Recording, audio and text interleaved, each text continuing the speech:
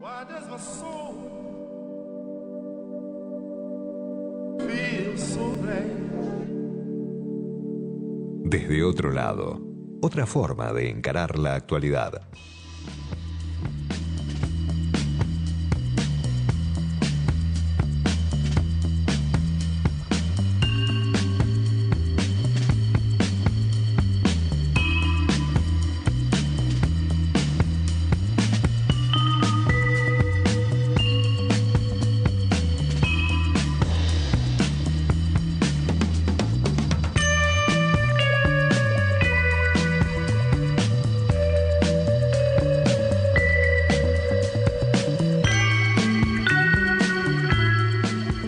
Minutos pasaron de las 3 de la tarde, 15 grados 2 la temperatura, un miércoles precioso en la ciudad de Buenos Aires, mucho sol, ideal para estar como estamos nosotros, todavía medio engripados y con la voz tomada.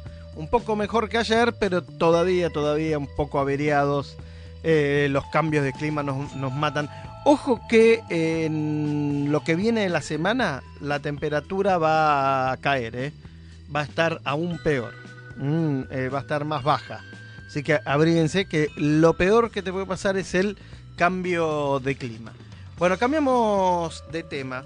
Nos habían mandado esta comunicación de la Asociación Justicia y Concordia. Dice así: la Asociación Justicia y Concordia denunció ante la Cruz Roja Internacional la situación de abuso de derechos humanos en que se encuentran ciudadanos argentinos en situación de cárcel. Conforman un grupo vulnerable, en su mayoría ancianos, encarcelados en violación del principio de legalidad y que permanecen en prisión sin condena, alcanzando a 1.900 presos y más de 300 que ya han muerto en las cárceles. Y estamos en línea con Aníbal Guevara, que pertenece al grupo de hijos y nietos de presos políticos. Aníbal, ¿cómo te va? Carlos Burgueño te saluda. Buenas tardes.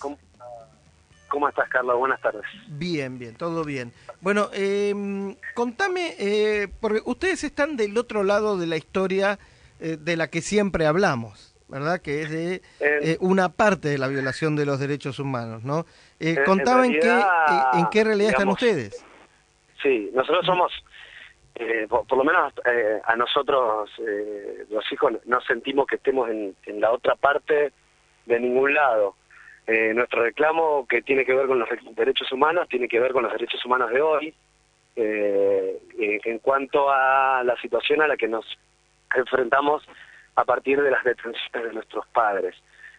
Por supuesto, partiendo del profundo respeto al dolor de todas las víctimas de lo que pasó en los 70 en Argentina, pero nuestro dolor también es una cuestión actual, tiene que ver con el ahora. Y en definitiva tiene que ver con justicia, ¿no? La justicia tiene que ser para todos la misma, de eso se trata la justicia, ¿no? Contame cuál es la denuncia que hacen ustedes, la denuncia que hicieron ante la Cruz Roja Internacional. Bueno, parto el concepto de justicia es como algo bastante amplio, es un ideal, ¿viste? Nosotros decimos que no hay justicia sin legalidad. Porque abandonar la Constitución o abandonar el Estado de Derecho para lo que alguien considere justo nos deja en un lugar como sociedad, como ciudadanos, muy raro. Con respecto puntualmente a las causas, como las causas de mi padre, hay distintas violaciones a los derechos humanos en los procesos, en todo el proceso, desde el momento en el que son acusados, quedan detenidos, ¿sí? Obviamente en violación al principio de inocencia. Mi padre en particular, por darte un ejemplo, en el 2006 tuvo su primera denuncia en toda su vida sobre violaciones a los derechos humanos. Jamás había sido nombrado ni en la CONADER ni en los juicios a las juntas. Por el contrario, declara como testigo cuando es llamado en el 85. Y en el 2006 alguien lo ubica en un lugar y en un momento como militar, simplemente por haber sido militar y haber estado destinado en un lugar, y le achacan, o sea, lo inculpan de 4 desapariciones, sin tener ninguna prueba que lo acredite. Y desde ese mismo momento queda detenido. Ya son 9 años de eso, y sigue sin condena firme, entonces sigue detenido con en vigencia del principio de inocencia, porque un procesado recién, la cárcel es efectiva cuando tiene condena firme. Pero esa es una de las violaciones o de las irregularidades en el juicio. Las más graves son que tenemos cerca de casi 200 mayores de 70 con cárcel efectiva en penales, lo cual deja muy vulnerable su salud, porque el sistema penitenciario federal es deficitario en cuanto a salud para la población general, que ronda los 30 años. Acá tenemos una población que de promedio es de 72 años, y todos sabemos que arriba de los 60 años ya necesitan una atención médica frecuente y muy dinámica, y en un penal donde tenés que atravesar 5 rejas, imagínate una situación de emergencia, no llegan a brindarle a poder asegurarle la salud que como corresponde. Y eso ya generó, como leías en la gacetilla, 310 muertos en alguna situación de detención en los juicios. Entonces, a ver, estamos hablando de gente que se la detuvo, no se le inicia todavía un proceso porque no hay pruebas, no se le otorga tampoco, estamos hablando de gente mayor, que no se le otorga la posibilidad de una prisión domiciliaria en una causa que por otro lado no avanza. Bueno, hay de todo, hay hay gente con prisión preventiva de 10 años. Mi viejo sí tuvo juicio, lo tuvo en el 2010, después de 4 años de instrucción, tuvo su juicio y está condenado en primera instancia y en segunda instancia, pero no tiene condena firme todavía, digamos. En la misma situación, Alan Schlenker o la Diana Barrios estaban libres, esperando las siguientes etapas de juicio. Pero esto es una cuestión que se repite en todos los procesados o imputados en delitos de lesa humanidad, en las causas de lesa humanidad. ¿Sí? Esto es una discriminación, porque eso solo se lo hacen a este grupo de individuos. ¿Por qué crees que los jueces actúan como actúan? ¿Por miedo? ¿Por ideología? Yo creo que hay un montón de factores. Todo esto que se fue viendo sobre la manipulación de la justicia con los casos de Campagnoli, de Cabral, de Bonadío, etcétera, y la inferencia de Gils Carbó en los fiscales, es algo que viene pasando hace muchos años en los juicios de lesa humanidad. Lo que pasa es que, como supuestamente la mayoría de la gente está a favor de que se lo enjuicie como sea, nadie tomó en cuenta las denuncias que nosotros veníamos haciendo. Pero el caso es lo mismo. Acá hay jueces subrogantes en la mayoría y fiscales subrogantes, y muchos inclusive de justicia legítima. Entonces, hay militancia y hay también carrera, porque hay tipos que pasaron de ser querellantes en causa de lesa humanidad a fiscal o a fiscal general. O los jueces que hacen una subrogancia, entonces cobran el sueldo de su posición, el sueldo de la subrogancia y los viáticos en el juicio, que por ejemplo en el juicio de mi padre, uno de los jueces del tribunal, el doctor Nasib, cobró por 5 meses de juicio 240, 250 mil pesos. Entonces hay presiones políticas, porque en otros casos a otros los han amenazado de hacerle juicio político, directamente los han inculpado en delitos de lesa humanidad, porque la mayoría de los tipos que son jueces ahora no estaban en la justicia durante el proceso. Entonces ¿crees hay un montón de factores que hacen que los jueces no puedan, o no quieran, o no lo hagan simplemente, fallar acorde a derecho. Aníbal, todo lo que estamos hablando apunta a cuestiones políticas, ¿verdad? ¿Crees que por supuesto, nosotros hablamos de presos políticos no porque estén nuestros padres presos por sus ideas, sino porque hay tantas violaciones e irregularidades en su proceso que lo único que justifica su presión es la presión política. Y eso tiene razón de ser por el rédito político que sacan al condenarlos sistemáticamente, porque prácticamente terminan todos, el 90% de los que llegan a juicio terminan condenados. En los delitos comunes, en las causas comunes, cerca del 30% de los que llegan a juicio salen condenados, y las pruebas son del año pasado.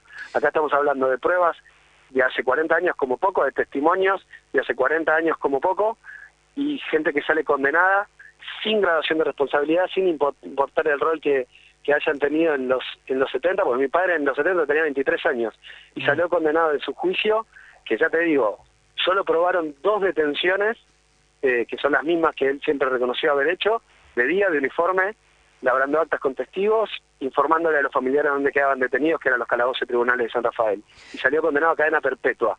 Al brigadier Agosti, en el juicio de las juntas, le dieron 4 o 5 años. Imagínate digamos, la situación, la falta de medida, Aníbal, ¿crees que con el cambio de gobierno, estamos hablando de presos políticos, según la descripción que me haces, con el cambio de gobierno a partir de diciembre, puede cambiar esta situación? Mira, creo que sí, que cuando empiezan a tener menos presión política, por un lado va a cambiar. También es verdad que nosotros estamos llevando denuncias internacionales y vamos a empezar también denuncias contra los jueces, que son quienes cometen los delitos, porque nosotros la presión política de alguna manera nos cuesta más probarla que los que cometen delitos en casos particulares, que son los jueces, en los cuales hay abandono de personas, en muchos casos son responsables de muertes directamente. Entonces, por un lado, nosotros estamos llevando las denuncias internacionales. Vamos a empezar a hacer denuncias contra los jueces en particular por la disminución de la presión política y también por lo que viene pasando de mucha gente que está empezando a plantear mirar las cosas de otro lugar. Porque el problema más grande, más allá de esto, es que como sociedad estamos pagando un costo muy alto. El costo moral de tener gente ilegalmente presa o de violar derechos humanos, solamente por el hecho de tener un mayor de 70 preso, se están violando los derechos humanos, pero además no les permiten, muchas veces no les permiten laburar adentro de los penales. Aníbal, hablar de la sí. Y tenemos el costo institucional de lo que significa la manipulación de la justicia y un costo de casi 6.000 millones de pesos por año, con el 60% de la justicia federal abocada a estas causas. Y todo este costo, ¿para qué? Porque al final no sabemos, hoy, después de 10 años de juicio con todas estas irregularidades que te cuento, no sabemos de lo que sabíamos con la CONADEP o el juicio de la Junta, porque todos los testimonios o son iguales o son los mismos, ¿entendés? Entonces, realmente no logramos tener mayor verdad.